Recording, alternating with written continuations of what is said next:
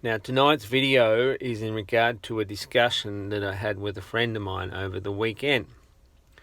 So now we're talking about the random breath test refusal that I undertook, and where the pigtards didn't want to send me any fines and didn't want to send me any charges and didn't want to send me any invitation to go to their court of shit fuckery.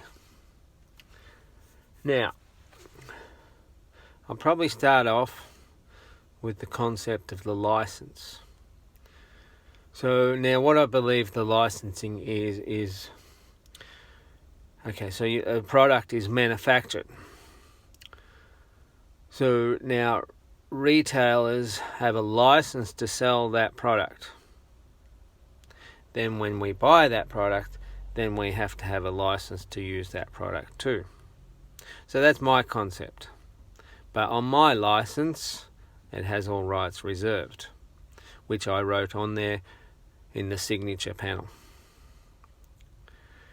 Now,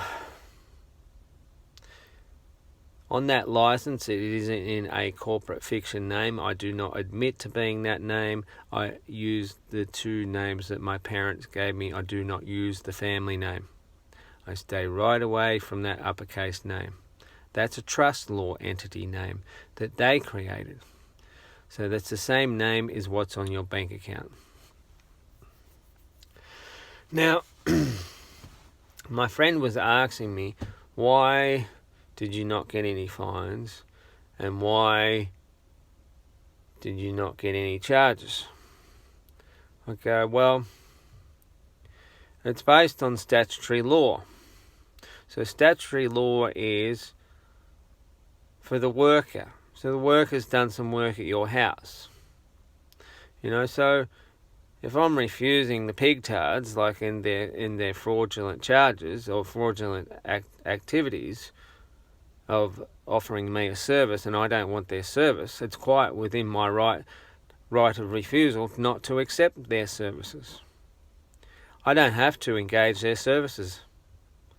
It's like, it's no different from me pulling my car in front of you while you're travelling along, minding your own business,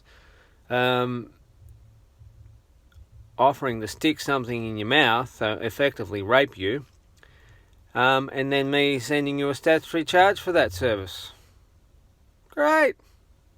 I've just violated a couple of your rights, and and I want you to pay for it.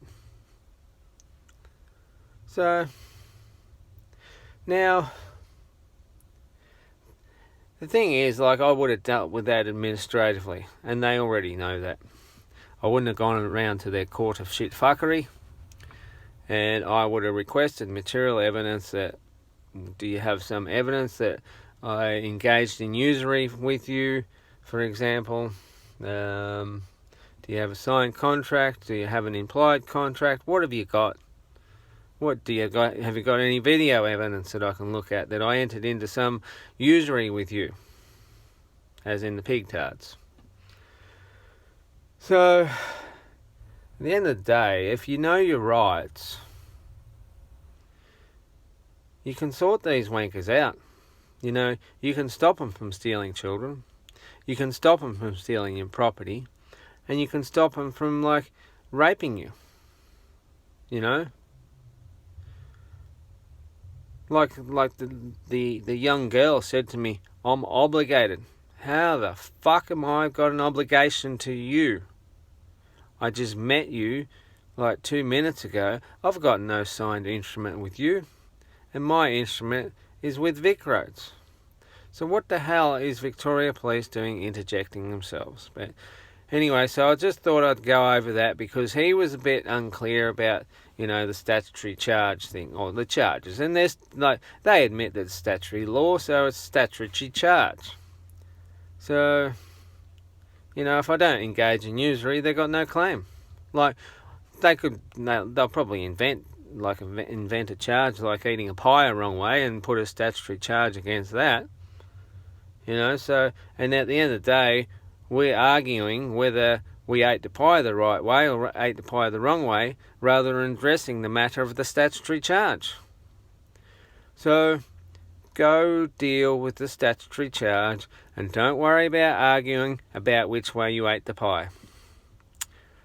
Alright, cheers and good luck. Deal with the fraud. Cheers.